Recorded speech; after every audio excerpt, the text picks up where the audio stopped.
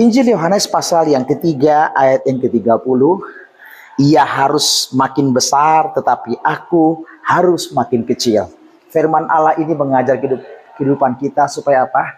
Dalam melakukan apapun, dalam pelayanan, kasih kepada sesama, pelayanan kepada Tuhan, perbuatan-perbuatan baik, perbuatan kasih yang kita lakukan, yang harus kita sadari bahwa Tuhan yang harus dimuliakan. Jangan curi kemuliaan dari Tuhan. Sebab hanya dia yang patut disembah, hanya dia yang patut dipuji dan dimuliakan. Kita bisa berbuat ini dan itu hanya karena dia.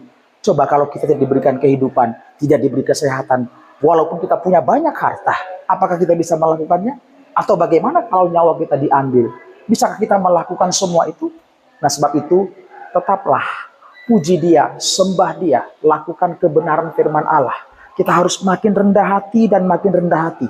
Dan Tuhan yang harus semakin dimuliakan. Semakin engkau meninggikan Tuhan, dan engkau semakin rendah hati, engkau akan semakin diangkat Tuhan. Tetapi jika engkau semakin tinggi hati dan sombong, ingat Lucifer, iblis yang ingin menyamai yang maha tinggi, dia dilemparkan ke tempat yang paling rendah. Dan ingat bahwa pekerjaan iblis adalah menjatuhkan manusia, karena tidak ingin manusia ciptaan Tuhan yang segambar dengan rupa Allah itu, ya, mengambil posisi Lucifer yang telah tidak dimilikinya lagi karena dia sudah dijatuhkan dari sorga.